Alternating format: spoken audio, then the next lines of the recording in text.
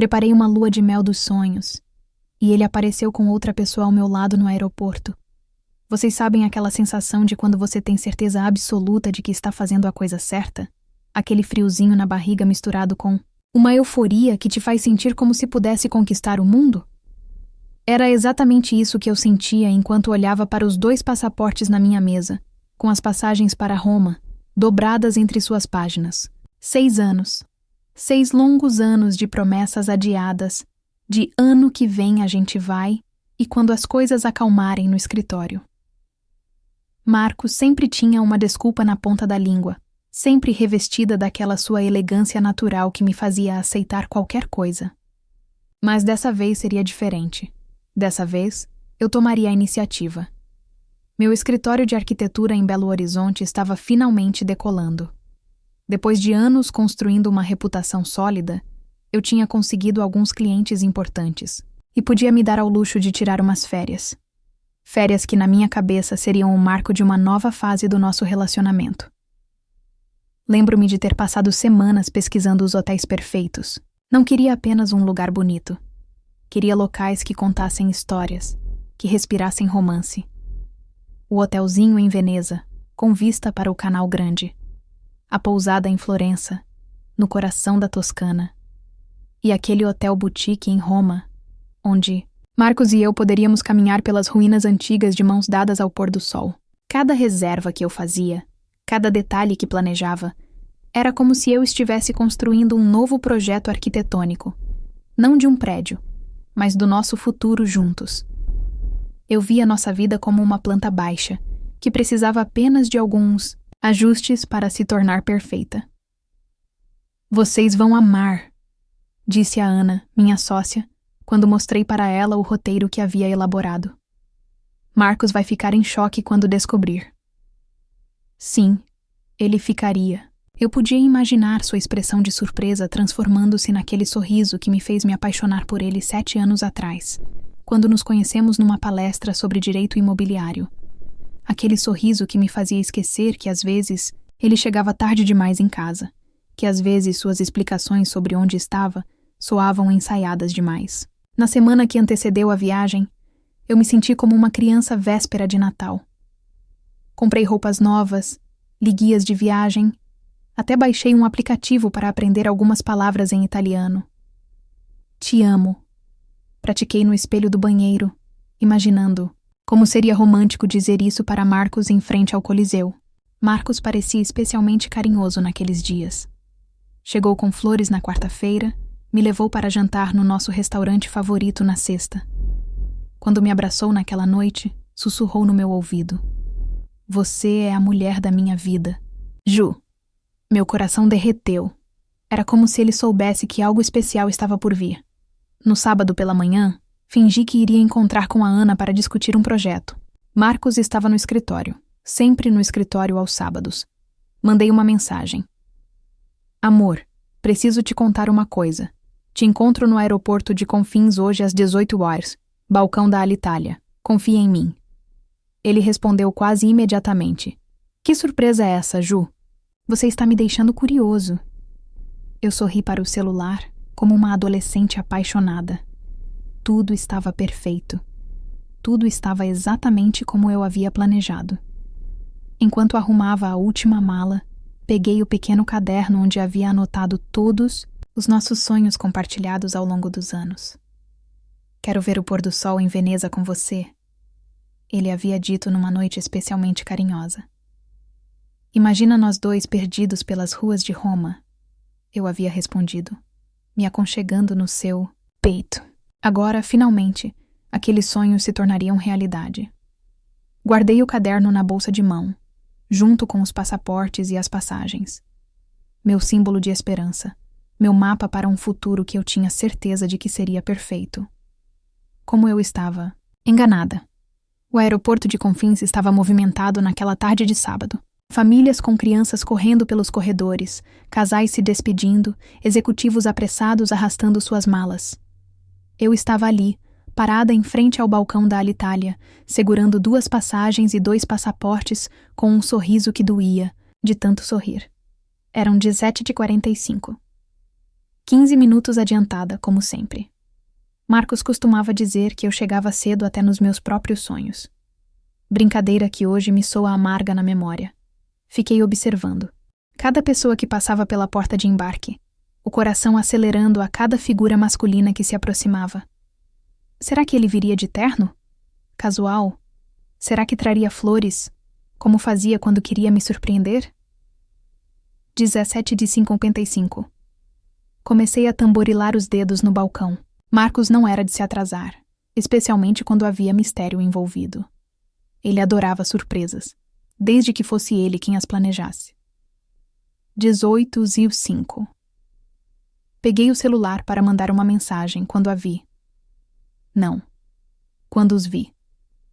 Marcos caminhava, em direção ao balcão da Alitalia, arrastando uma mala preta, a mesma que eu havia dado de presente no nosso 5º aniversário, mas ele não estava sozinho. Ao lado dele, com uma mala rosa que combinava perfeitamente com a dele, estava Carolina. Carolina, a estagiária do escritório. 20 e poucos anos, cabelos loiros, sorriso que eu já havia visto em algumas confraternizações da empresa. Carolina, que Marcos sempre mencionava casualmente. A Carolina organizou os arquivos. A Carolina sugeriu uma nova abordagem no caso. A Carolina é muito dedicada. O mundo parou. Não é figura de linguagem. Literalmente, tudo ao meu redor congelou. O barulho do aeroporto virou um zunido distante. As pessoas viraram borrões.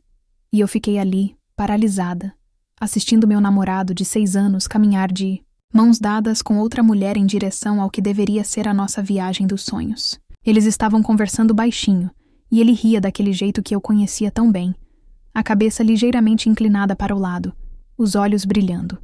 O mesmo riso que eu achava que era só meu. Uma funcionária do balcão gritou meu nome. Juliane. Silva. Documento para check-in? Fingi não ouvir.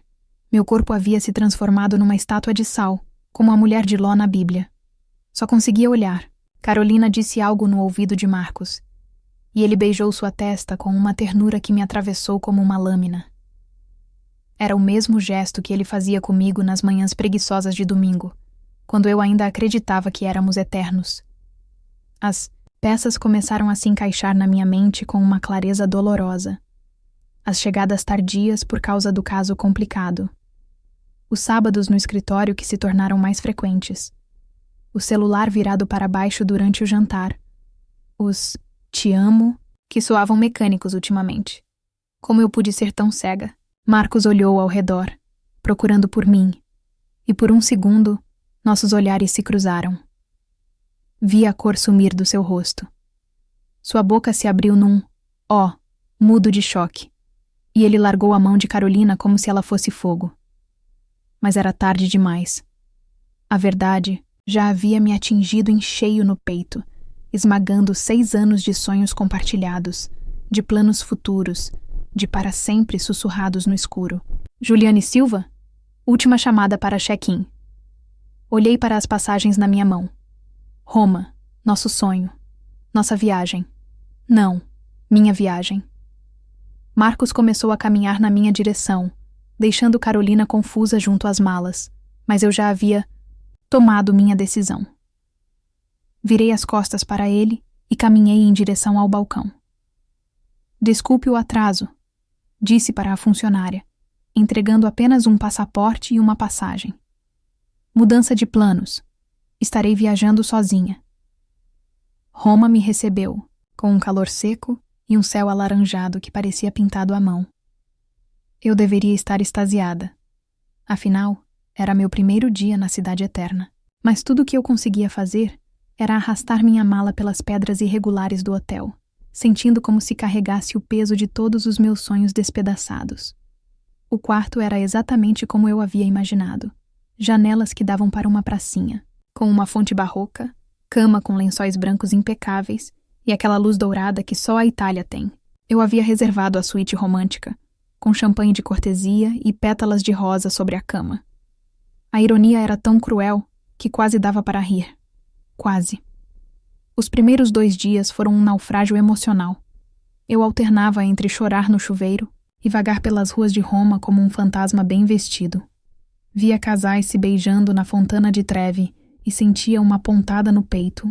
Observava turistas tirando selfies no Coliseu e me perguntava como o mundo podia continuar girando quando o meu havia implodido completamente. Foi no terceiro dia, em frente ao Panteão, que encontrei Valentina. Eu estava sentada nos degraus, de mármore, encarando meu gelato derreter sob o sol romano, quando uma voz brasileira perguntou: "Posso sentar? Você parece precisar de companhia." Ela era morena, cabelos cacheados presos num coque, desleixado, vestindo um vestido floral que dançava com a brisa. Tinha uns 40 e poucos anos, e aquele jeito despojado de quem já havia passado por muitas tempestades e saído mais forte do outro lado. "Sou Valentina", disse, sentando-se, ao meu lado sem esperar resposta. "E você é claramente brasileira, claramente em crise, e claramente em Roma tentando curar alguma ferida do coração." Eu ri pela primeira vez em dias. "Assim tão óbvio?" "Querida, eu vivo aqui há 15 anos. Reconheço uma compatriota em processo de reconstrução à distância de um quarteirão." Ela pegou uma colherada do meu gelato sem cerimônia. "Stracciatella. Boa escolha. É o sabor oficial das mulheres que estão redescobrindo a vida." E assim começou minha amizade com Valentina, a brasileira que havia largado tudo em São Paulo aos 30 anos para seguir um sonho de ser artista em Roma. Não deu certo com a arte, ela me contou enquanto caminhávamos pelo Trastevere. Mas deu certo comigo. Ela trabalhava como guia turística e tinha aquela sabedoria crua de quem havia aprendido a viver sozinha numa cidade que não era sua. "Sabe o que Roma me ensinou?" disse, parando em frente a uma ruína antiga coberta de Hera, que até as coisas mais destruídas podem ser belas. Às vezes, são até mais belas. Foi Valentina quem me levou aos lugares que os turistas não conhecem. O café escondido no Aventino, onde faziam o melhor corneto da cidade. A vista secreta, do Gianicolo ao pôr do sol. A pequena igreja em Trastevere, onde ela ia quando precisava de silêncio. "Por que você me ajuda?" Perguntei numa tarde, enquanto bebíamos vinho numa tratoria minúscula. "Porque eu já fui você", respondeu simplesmente. "Cheguei aqui destruída, achando que minha vida havia acabado. Descobri que ela estava apenas começando. Naquela noite, deitada na cama do hotel, olhei para o caderno que havia trazido do Brasil, aquele cheio de sonhos que eu dividia com Marcos. Por impulso, peguei uma caneta e comecei a escrever. Não sobre ele, não sobre nós. Sobre mim. Dia 1 da minha nova vida. Aprendi que gelato de Stracciatella é melhor que qualquer antidepressivo. Era um começo pequeno, mas era meu. Faltavam 2 dias para meu retorno ao Brasil quando o celular tocou. Era uma manhã preguiçosa no café do Aventino, e eu estava escrevendo no meu caderno, agora repleto de observações sobre Roma, sobre mim, sobre a mulher que eu estava me tornando. Valentina havia saído para comprar cigarros, me deixando sozinha com meus pensamentos e um cappuccino que já esfriara. O nome Marcos piscou na tela e meu estômago despencou como se eu estivesse num elevador em queda livre. Hesitei. Desliguei. Ele ligou novamente. Na terceira tentativa, atendi. "Ju." A voz dele estava diferente, rouca, carregada de uma vulnerabilidade que eu não ouvia há anos. "Ju, pelo amor de Deus, me deixa explicar." "Explicar o quê, Marcos?" As palavras saíram mais firmes do que eu esperava. Uma semana em Roma havia me dado uma coragem que eu não sabia que possuía. "Foi um erro, Ju. Um erro terrível. Eu não sei o que deu em mim." Ele pausou e pude ouvir o barulho do trânsito de Belo Horizonte ao fundo. Provavelmente estava no carro, indo para o escritório, como sempre. Aquilo não significou nada. Carolina não significa nada. Nada? Ri, e o som saiu amargo. "Vocês estavam com malas combinando, Marcos. Malas combinando. Você planejou aquela viagem com ela. Não foi assim. Não minta mais para mim." Minha voz tremeu, mas mantive a firmeza. Por favor, pelo menos agora, não minta mais. O silêncio se estendeu entre nós como um abismo. Pude ouvi-lo respirar pesadamente. E de repente me lembrei de todas as vezes que ele havia mentido. Pequenas mentiras que eu engolia porque queria acreditar, porque era mais fácil fingir que não via. Quanto tempo, Marcos? Ju. Quanto tempo vocês estão juntos? Outra pausa longa. 3 meses. 3 meses. 90 dias de eu vivendo numa fantasia enquanto ele construía uma realidade paralela com outra pessoa. 90 dias de eu planejar nossa viagem dos sonhos enquanto ele planejava a dele com ela. Você sabe o que é mais patético? Disse, observando um casal de idosos dividir um corneto numa mesa próxima. Não é nem a traição. É o fato de que você achou que eu ia aceitar suas desculpas, que eu ia correr de volta para os seus braços, como um cachorrinho assustado. Ju, por favor, a gente pode conversar quando você voltar. Vamos jantar naquele restaurante que você gosta e... Eu mudei. Marcos. As palavras saíram com uma clareza cristalina. Roma me mudou. Eu me mudei. E sabe de uma coisa? Pela primeira vez em 6 anos, eu não preciso da sua aprovação para nada. Valentina apareceu neste momento, carregando 2 gelatos. Ela percebeu imediatamente que algo estava acontecendo e sentou-se silenciosamente ao meu lado, oferecendo apoio sem palavras. Quem é ela? Perguntou Marcos, provavelmente ouvindo vozes ao fundo. Uma amiga de verdade, que não precisa mentir para mim para se sentir importante. Ju, eu te amo. Eu também te amava, Marcos. Passado. Porque o homem que eu amava jamais teria feito isso comigo. Desliguei o telefone antes que ele pudesse responder. Valentina me ofereceu o gelato, pistache, meu novo sabor favorito, e sorriu. Como se... Sente? Livre, respondi. E percebi que era verdade. Pela primeira vez em anos, completamente livre. Naquela tarde, caminhamos pelas ruínas do Fórum Romano. Entre as pedras milenares que resistiram ao tempo, entendi que algumas coisas precisam desmoronar para que outras possam ser construídas. E eu estava pronta para começar a construir. 6 meses depois, estou aqui na varanda da minha nova casa, em Tiradentes, interior de Minas Gerais, observando o pôr do sol pintar as montanhas de dourado. Não é Roma, mas tem sua própria magia. Uma magia que eu aprendi a reconhecer e valorizar. O projeto de arquitetura sustentável que aceitei logo depois que voltei da Itália se transformou em algo muito maior do que eu imaginava. Não é apenas sobre construir casas ecológicas. É sobre reconstruir vidas, incluindo a minha. Trabalho com uma cooperativa local, ensinando técnicas de construção sustentável para famílias de baixa renda. É um trabalho que me conecta com a terra, com as pessoas, comigo mesma. Marcos tentou me procurar algumas vezes nos primeiros meses. Apareceu no meu antigo escritório em Belo Horizonte. Mandou flores. Até chegou a aparecer aqui em Tiradentes, uma vez. Mas cada tentativa apenas confirmava o que eu já sabia. Nós éramos 2 pessoas completamente diferentes tentando forçar um encaixe que nunca existiu de verdade. Da última vez que o vi, ele estava diferente. Mais magro, com olheiras profundas. Você parece feliz, disse, e havia uma tristeza genuína na sua voz. Eu estraguei tudo, não foi? Não, respondi com sinceridade. Você me libertou. Hoje, enquanto folhei o meu caderno, aquele mesmo que levei para Roma, agora repleto de novos sonhos, novos projetos, novas descobertas sobre mim, sinto uma gratidão estranha por tudo o que aconteceu. Se Marcos não tivesse me traído, eu nunca teria descoberto que podia ser feliz sozinha. Nunca teria conhecido Valentina, que agora é uma das minhas melhores amigas e vem me visitar 2 vezes por ano. Nunca teria encontrado meu verdadeiro propósito profissional. Na semana passada, recebi uma carta dela.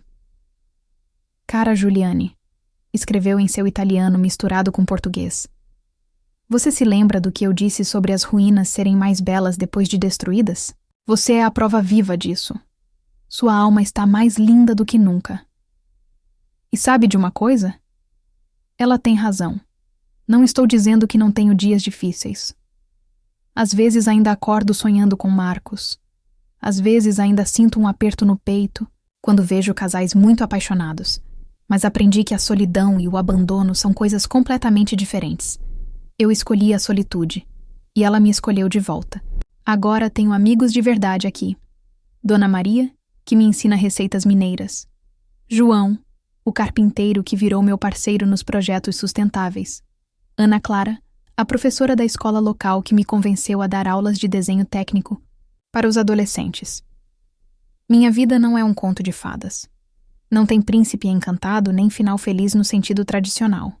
Mas tem algo muito melhor. Tem autenticidade. Tem propósito. Tem uma mulher que finalmente aprendeu a se amar primeiro. O celular toca, interrompendo meus pensamentos. É um cliente novo, interessado no meu trabalho. Ouvi falar que a senhora constrói mais do que casas, diz a voz do outro lado da linha. Que a senhora constrói sonhos. Sorriu, olhando para as montanhas que agora chamo de lar. É verdade, respondo. Mas o primeiro sonho que eu construí foi o meu próprio. E, pela primeira vez na vida, posso dizer com absoluta certeza, às vezes, a maior viagem da nossa vida não é para outro país. É para dentro da gente mesma. E que viagem incrível tem sido essa. Fim. Obrigada por assistir até o final. Você gostou da história? Deixe um comentário. Quero saber o que você achou. Não se esqueça de deixar seu like e se inscrever agora, para receber mais relatos emocionantes que você não vai querer perder. Ative o sino para ser notificado sempre que um novo vídeo for lançado. Vejo você na próxima história. Muito obrigada.